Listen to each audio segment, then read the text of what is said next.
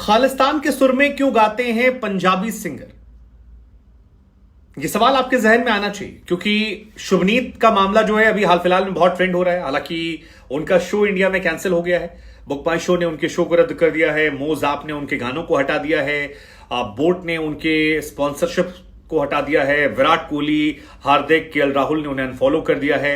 आने वाले टाइम में उनका और भी विरोध इंडिया में देखने को मिलेगा। अलग अलग शहरों में उन्हें कंसर्ट थे वो कैंसिल कर दिए गए हैं।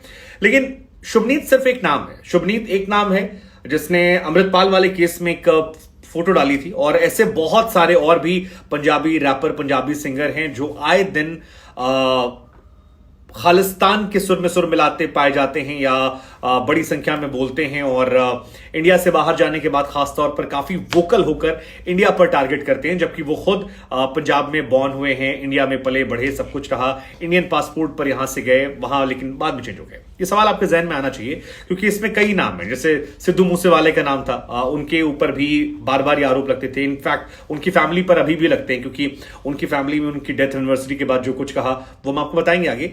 जेजी बी पर ये आरोप लगते हैं। सो ये एक कॉमन क्वेश्चन आप सबके मन में आना चाहिए कि खालिस्तान के सुर में सुर क्यों लगाते हैं ये कुछ सिंगर, और 3 एग्जांपल्स के जरिए हम आपको समझाएंगे। साथ ही हम चाहते हैं कि आप भी अपने व्यूज को शेयर करें कि ऐसा क्यों होता है और इसके पीछे की वजह आपको क्या लगती कि क्या है। हालांकि हम आपको बता दें कि इंडिया और कनाडा के बीच में काफी विवाद चल रहा है और बहुत सारे इश्यूज बढ़ रहे हैं। इंडिया कनाडा के रिश्ते धीरे धीरे काफी डिस्टर्ब हो रहे हैं। इधर लॉरेंस बिश्नोई ने खालिस्तानी एक और आतंकवादी थे जो इंडिया की नजर में आतंकवादी थे, 41 लिस्ट जो हमने जारी की थी उसमें एक टेररिस्ट का नाम था जिसको मार दिया है लॉरेंस ने। लॉरेंस का तो अलग ही फैन बेस और अलग ही उनका अलग लेवल पे लड़ाई झगड़ा चलता रहता है। लेकिन इसके तरह इंडिया और कनाडा को लेकर काफी इश्यूज हैं, जैसे वीजा सर्विस कनाडा के लोगों को नहीं देगा इंडिया, ये एक बड़ी संख्या होगी। डिप्लोमेट्स की संख्या घटाने की बात की जा रही है। कनाडा भी लगातार अलग अलग देशों के पास जा रहा है कि हमें हेल्प कीजिए इंडिया के खिलाफ एक प्रेशर बनाने में। लेकिन फिलहाल अभी इंडिया अपर हैंड में है क्योंकि इंडिया वर्ल्ड की जरूरत है। जितने बड़े देश हैं वो इंडिया से दोस्ती करना चाहते हैं अलग अलग अपने अपने पर्सनल इश्यूज को लेकर। और जस्टिन ट्रूडो भी उनके यहाँ पर 17-18 लाख लोग इंडियंस हैं जो वहां रहते हैं, तो उनका भी वोट बैंक उन्हें देखना है। सो वो भी अपनी पॉलिटिक्स कर रहे हैं।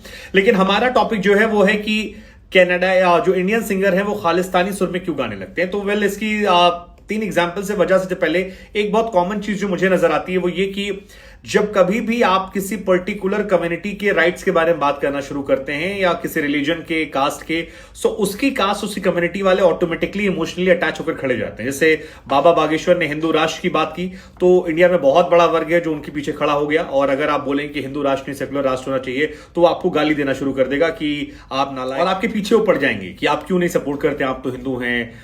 सबको अपना अपना अच्छा लगता है और ये बहुत कॉन्ट्रोवर्शियल होता आता है। ऐसे ही आपने देखा होगा कई बार खबरें आती हैं कि पाकिस्तान जीत गया तो इंडिया में 2-4-10 लोग ऐसे निकले जो पाकिस्तान को लेकर पटाखे फोड़ने लगे, जश्न मनाने लगे। सो वो भी अपनी कास्ट के नाम पर, रिलीजन के नाम पर सपोर्ट कर देते हैं और काफी हंगामा हो जाता है और काफी कंट्रोवर्सी सब भी होती है यार कि पाकिस्तान का समर्थन क्यों किया। बट एक्चुअली वो पाकिस्तान का समर्थन नहीं करते, वो अपने रिलीजन को लेकर सपोर्ट करते हैं, मुस्लिम धर्म होने के नाते। और ये एक रिलीजन वाली जो इशू होता है वो हमारे डीएनए में होता है। सो एक तो ये बहुत इमोशनल पॉइंट ऑफ व्यू है जो आपको देखने को मिलता है यहां पर। लेकिन इसका एक दूसरा पॉइंट ऑफ व्यू है और दूसरा पॉइंट ऑफ व्यू जो है वो ज्यादा मैटर करता है। वो ये है कि पंजाब के अगर आप नेशनल सिंगर्स को हटा देंगे, नेशनल सिंगर्स आपके पंजाब के जो हैं वो कभी भी आपको खालिस्तान के बारे में सपोर्ट करते बहुत खुलकर नहीं नजर आएंगे क्योंकि वो देश भर में पैसा कमा रहे हैं। पैसा बहुत इंपॉर्टेंट चीज होती है। लेकिन जो पंजाब के रीजनल सिंगर्स हैं वो खासतौर पर इसको लेकर वोकल होते हैं और उसके पीछे सबसे इंपॉर्टेंट वजह पैसा है। अब खालिस्तान जो है एक तो उनके लिए इमोशनल कनेक्शन हो जाता है कि एक व्यक्ति ने धर्म की बात की थी, अलग पंजाब स्टेट की बात की थी, वो चाहते थे हमारा अलग स्टेट हो जाए। वो तो हालांकि इंडिया में हर दूसरे स्टेट, तीसरी स्टेट की यही कहानी कि अलग स्टेट चाहिए, जैसे मणिपुर में चल रहा है, बीच में हुआ था, मिजोरम में हुआ था, जम्मू कश्मीर में चल रहा है। सो जैसे आप अलग स्टेट की मांग करते हैं लोगों को लगता है कि हम अलग हो जाएंगे तो हमारे लिए कुछ विशेष डेवलपमेंट हमारा हो जाएगा और अलग मांग को एक वक्त। कोई भी मूवमेंट चलाना हो तो मूवमेंट चलता है यूथ से। यूथ जिधर है उधर ही मूवमेंट चलेगा। अगर विचारधारा बढ़ानी है तो नई पीढ़ी बनानी होगी। और नई पीढ़ी को उसके कास्ट, कलर, रिलीजन पे बहुत जल्दी आप देखें कि आप उन्हें जोड़ सकते हैं। आप उन्हें चार भड़काऊ बातें बताइए, आपके पास में जो हुआ था उससे वो अटैच होते हैं, खून गर्म होता है, इमोशनल कनेक्शन होता है, एंड देन वो आपके साथ होता है। जैसे अगर हिंदुओं को आपको करना है तो आप बताएंगे कि यार फलाने शाह पर मुसलमान कितना आतंक बोए बैठा है। मुस्लिमों को करना होगा तो आप बताएंगे यार हाँ देखो मरवा दिया गया था, कितना दिक्कत हुआ था ये वो। ऐसे ही खालिस्तानियों में है, और खालिस्तानी जिसे टारगेट करते हैं क्योंकि खालिस्तान के जो इन्फ्लुएंशियल लोग हैं जो 80s में इंडिया से हटा दिए गए थे, बाहर भेज दिए गए थे, भाग गए थे, जिन पर बैन लगा हुआ है, वो फॉरेन में रहते हैं और वहां से वो फंडिंग करते हैं इंडिया में या इस मूवमेंट को लेकर। और नेशनल सिंगर्स को टारगेट नहीं कर सकते वो, बिकॉज नेशनल सिंगर सेटिस्फाइड है। आप कभी भी किसी नेशनल खिलाड़ी को, पंजाब का जो नेशनल खिलाड़ी है, उससे खालिस्तान की बात करते हुए नहीं देखेंगे। वो नहीं बात करता ये सारी बातें क्योंकि उसे देश भर में प्यार मिल रहा है। ये बातें वो करते हैं जो स्टेट तक सीमित है या जो स्टेट के कल्चर के हिसाब से बात करते हैं या जो यहां से कनाडा या बाकी जो काम करते हैं, बिकॉज उन्हें ये टारगेट करते हैं, उन्हें फंडिंग देते हैं, उनके शोज को बड़ा बनवाते हैं, उनकी पॉपुलैरिटी बढ़वाते हैं और फिर उनके जरिए ही पूरा ये रैकेट जो है ये चलता है और उसमें इन्वॉल्वमेंट इनका बढ़ता जाता है। और क्योंकि म्यूजिक का, सिनेमा का प्रभाव बहुत गहरा होता है, इस वजह से इन्हें संरक्षण भी मिलता है। और फॉर एग्जाम्पल लीजिए सिद्धू मूसेवाला का 2020 में गाना आया था पंजाब माई मदरलैंड। उसमें खालिस्तानी अलगाववादी जर्नैल सिंह भिंडरावाले का समर्थन किया और इसमें कई सारे फुटेज जो हैं वो भी दिखाए गए थे 1980s के भरपूर सिंह बलबीर के। तो कई सारे भाषण क्लिप्स थे।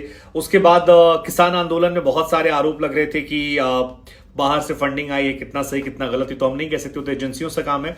लेकिन सिद्धू मूसेवाला की फैमिली को लेकर भी आरोप लगा उनकी बरसी पर। जैसे कि याद कीजिए कि पंजाब के मानसा की किसान मंडी में जब इनकी बरसी आयोजित की गई तो वहां हजारों लोग थे और उनकी मॉम जो है चरण कौर, उन्होंने स्टेज से एक सवाल पूछा था कि मैं तुमसे एक बात पूछना चाहती हूं कि हमारा देश आजाद है या गुलाम। और उसके बाद लोगों ने कहा गुलाम में जो गुलाम, फिर नारे लगे खालिस्तान जिंदाबाद, खालिस्तान जिंदाबाद। उसे स्टेज पर किसी ने रोकने की कोशिश नहीं की और उसके बाद इनकी मॉम ने भी कहा कि हमें भुलावे में नहीं आना है, कि हम आजाद हो गए हैं, हम आज भी गुलाम चल रहे हैं। सो ये एक इंपॉर्टेंट पॉइंट था जो नोटिस करने वाला था। ऐसे ही जैजी बी जो हैं, जिनके बहुत सारे गानों को हम सब ने बहुत एंजॉय किया और जैजी बी तो बहुत, मतलब हम लोग का चाइल्डहुड पूरा उन्हीं गानों से रहा। जिन्हें मेरा दिल लुटिया, 1 मिलियन, जवानी, मिस करदा, बहुत सारे गाने ऐसे हैं जो आपने सुने होंगे। खासकर जिन्हें मेरा दिल लुटिया तो बहुत वायरल हुआ था।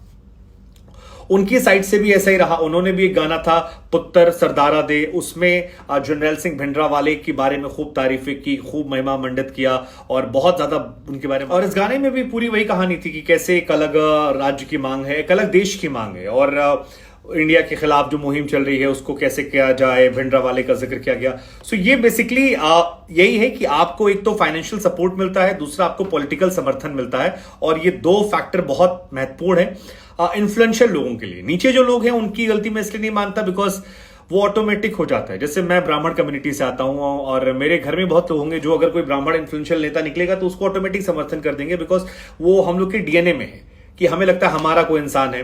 सो जैसे कश्मीर का है, अब नॉर्थ इंडिया में कश्मीर में हमेशा एक लोगों में एक परसेप्शन रहा कि कश्मीर में जाकर जमीन लेंगे, ये एक बहुत कॉमन परसेप्शन रहा, भले कोई ना जा रहा हो लेकिन वहां मिलने लगी तो ये एक अंदर से आने लगा। सो आई थिंक वो एक इमोशनल कनेक्शन वहां की यूथ का है जो अपना गुस्सा निकालता है जब अमृतपाल को अरेस्ट करते हैं आप, या जो कह पाता वो कहता है, जो बड़ी पोजीशन पे होगा वो नहीं कहता है, जो छोटे पोजीशन पर है सोशल मीडिया पर भड़ास निकाले काम कर लेना वो लिख देता है, जो बाहर निकल गया है या जिसका बिजनेस यूके में, कनाडा में, अमेरिका में चल रहा है वो और कहता है। अब पॉलिटिकल सपोर्ट भी देखिए, सिद्धू मूसेवाला को पॉलिटिक्स में लाया गया था, कांग्रेस ने शामिल करवाया था, फिर पंजाब के मानसा से टिकट भी दिलाया गया। हालांकि अलग बात है कि वो सिद्धू मूसेवाला चुनाव हार गए थे और बड़े सिंगर थे, मुझे खुद के उनके गाने बहुत पसंद है, मैं खुद बहुत एंजॉय कर रहा था। हालांकि शुभ को तो मैंने पहली बार सुना था अभी हाल फिलहाल में। बट आपको क्या लगता है कि ये खालिस्तानी सुर में क्यों गाते हैं ये कुछ सिंगर्स? क्या रीजन आपको लग रहा है इन सबके पीछे?